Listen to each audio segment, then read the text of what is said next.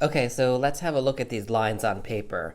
So remember, so these exercises were for your benefit so that you don't have to use a lot of fabric in a lot of your practicing. So we did half and half, half without thread and then half with thread. And what you should be looking for when you're looking through these is, of course, how you remained on top of those stitch lines that I made, and that your stitching, of course, is really accurate and consistent. So I'm going to turn this over. We can actually see a little bit better on the opposite side without the distraction of the dotted lines. See how straight and consistent the stitching is for the thread and also on the non-threaded side. So we had 6 pages of these. If you got through all of these, congratulations. I know it was kind of a lengthy exercise to have to do this. But what you're going to be looking for, if some of your stitching you had a hard time controlling where your pivot points were on, for instance, this concentric rectangle, you may want to go ahead and print another one of these out and try it over again. That's before you go to the fabric, because you don't want to be wasting fabric unless you have a lot of fabric to be wasted. So, and then of course we have the wavy lines. This one was kind of fun. So again, you're going to look at how easy and how quickly you turned your paper on these wavy lines. And then of course we practice pivoting here on this one. Did you match all your pivot points pretty good without a stitch coming over across? We really want these to be pointy.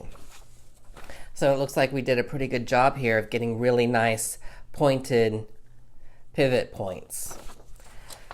So the last one that was probably the most challenging was probably this spiral line. And I know it got a little bit challenging right here in about this area. Let's go ahead and turn this over so we can see. There's a little bit choppiness, so we may want to just work on this a little bit.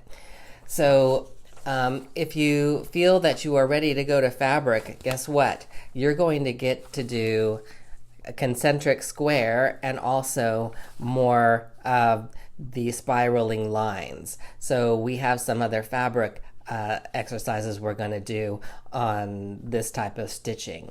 But if you feel that these are actually pretty good and you like how they look, they're all ready to go into your notebook. They're just a couple of things that you'll want to do for each page. You're going to want to actually put your name on it and put the date. And I haven't labeled this, so this would actually be labeled lines on paper. So this is how I would label these. I might actually just put right under the top here, lines on paper, and then put my name up here at the top, and then put the date over here. But of course, you can label these however you would like. And I would actually just put this on all 6 of the pages. All right, so let's go ahead and put these into the notebook.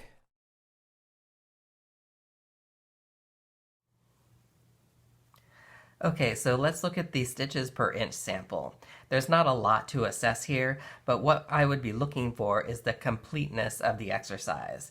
So I'd be looking for the numbers of your stitch dial, which I have 1, 2, 3, 4, 5. And then I would also be looking for the fact that you actually did count the number of stitches within the 1 inch marking. So I would be actually looking to make sure that there is a difference of stitch length, and here you can definitely see that there's a difference of stitch length here on the number 3 than there is with the 5. So that's part of the completeness. And for this tiny one, I may not go in here and actually count all of these little teeny tiny stitches, but I would want to know that the number that has been written here is actually representative of possibly how many stitches per inch between the 2 lines indicating the inch. Now there's one more thing that we need to do to the sample before, if we were actually in a classroom setting, before turning it in, is that it would need to be labeled. So I'm going to label this stitches per inch. I'm also going to put the date on it, and then if you're in a class situation, you would definitely need to put your name on it. So this is what I'm going to do right now, and I'll show you what that looks like. And I got to turn it around for myself. So stitches per inch.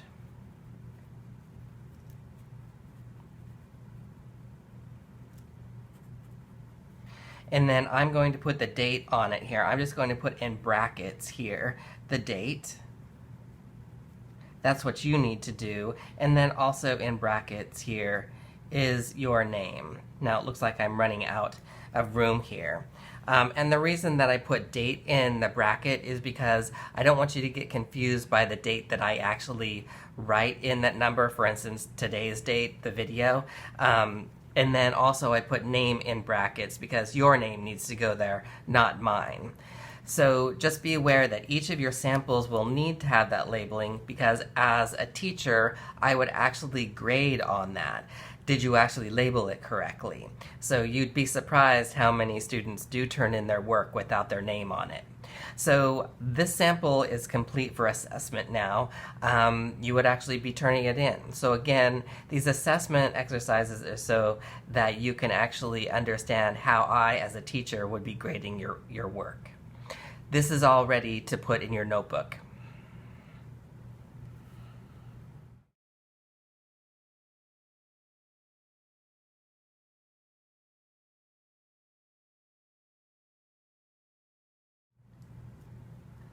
Okay, so let's have a look at the parallel lines and the parallel runs. Let's separate these out here for just a second. So the assessment part is we're just going to be looking at these for one, completeness, and then of course accuracy. And what I'm going to be looking at is all of these stitch lines. First of all, were they all stitched at the same stitches per inch? So I would first probably look at these parallel lines, which is over here, and I would look how straight those lines have been stitched at. Do these lines look pretty straight in comparison to their neighboring lines? Then I would also look at the width between each line. Does that look comparatively even to all of the other lines? Now remember, we were stitching these at about 1/4 of an inch between each other, and by that I mean we're using the previous line as a guide to stitch all our other stitches. We use this cut edge as the first guide to sew our first line of stitching, and then we use this line to sew this next line, and so on. So I'd be looking at the consistency of the widths of those, and this looks pretty good.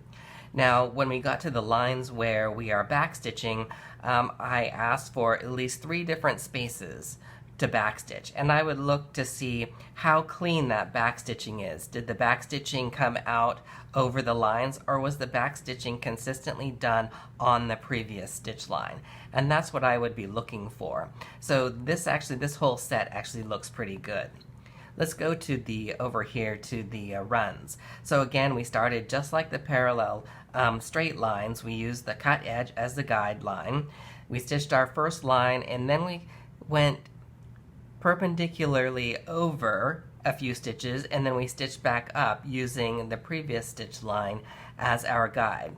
So again, what I would look for is the straightness of the line stitching, and then again I would look at the width. Do all of the widths compare to each other? And there might be a few little instances like this area here seems to be a little bit more narrow, or it's this area here that is a little bit wider. So these inconsistencies aren't a huge failure, but when I look over here up at this upper corner here, it looks like I got a little bit, off of control. So I might actually circle this, and I might, deduct maybe a 1/2 point because I kind of went kind of curved here where I'm not really as straight. Again, I would look at your back stitching. Is it consistently done on top of the stitching previously, that any of the stitches didn't come over to the side and then go back? Remember, we want this to be clean and consistent. So these two exercises actually look pretty good. Again, there are a couple things that we need to add. We need to add our labeling, and the labeling is going to consist of the exercise name or the sample name, the date, and your name. And so what I'm going to do is, since we're in an online environment, I'm actually just going to put here, previously for the stitches per inch, I put my name in brackets, and then I also put the date in brackets, but this time I'm going to put the whole thing so you can see it. So here, this one is parallel lines, and I'll call it parallel lines with back tack, so I can write that here.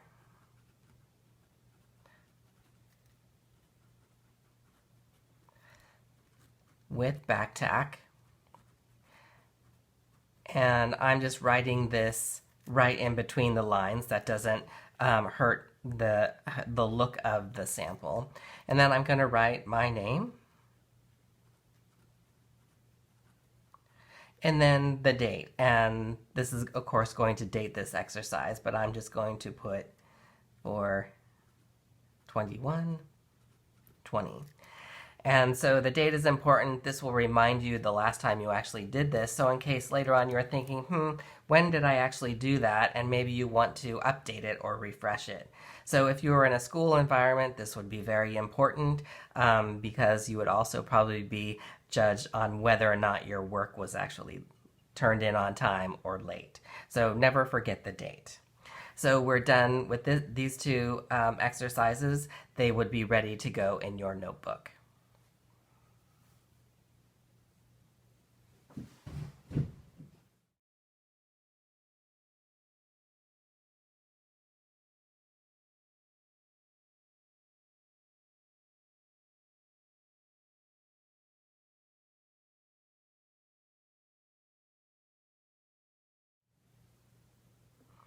Okay, so let's have a look at our concentric shapes.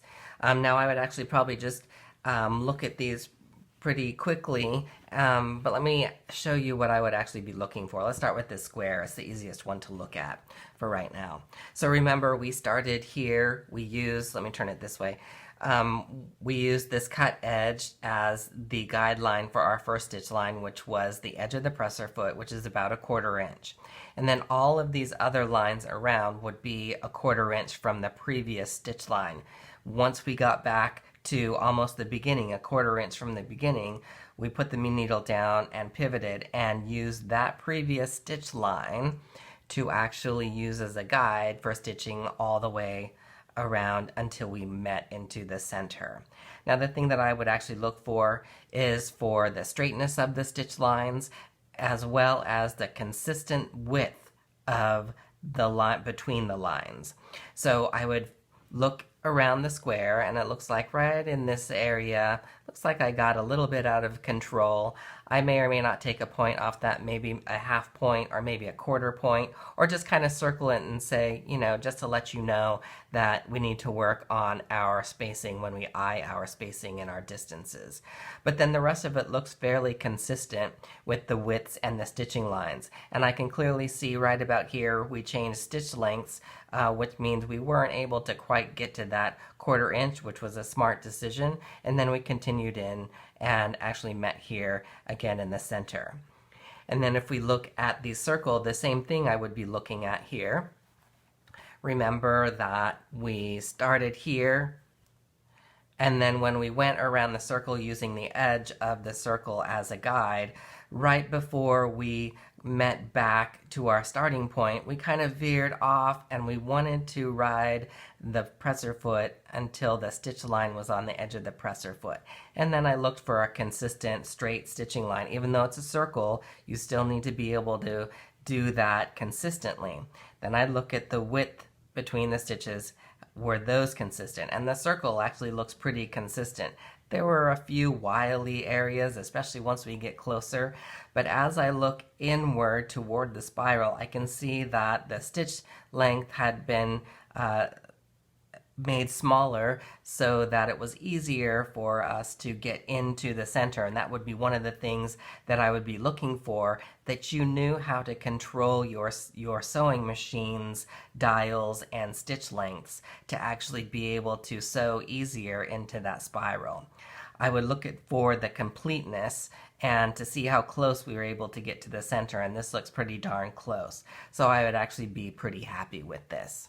If we just quickly look at the triangle, nearly almost the same as the square. Again, we use the raw edge. I'm looking for to guide for our first line, and then we stopped 1/4 inch away and pivoted. I'd be looking for the straightness and consistency of the stitching and also the widths between it. And then again, how close we actually got into the center. Now, one little note about looking at these for grading, in all three cases, what I would be looking for would be as many lines as possible that you stitched. I'm not looking for 2 or 3 stitch lines just to get to the center so you can quickly finish it. That's not what this exercise was about. This exercise was being able to sew consistent straight lines or circular lines, being able to judge when you need to change the settings on your machine to gain easier sewing, to get it smaller, to get to work into those smaller areas. The other thing that I'm looking for is also your ability to actually see the whole thing through. We're looking for 1/4 inch distances, and that would actually take you quite a while to get through. So I'm looking for that stamina to be able to see the exercise through. So this is what I would be looking for full credit. If you've only got 4 or 5 stitch lines, you're not going to get full credit. So these are actually almost ready. We have to do one more thing, and that's label them. Let's label the square, and then I will let you label the rest. So this is actually my concentric square. Then I've got my name, and then I've got the date. And then, of course, you're going to label the circle and the triangle as well right in between your stitch lines. Once you have that done, you're ready to actually put these into your notebook.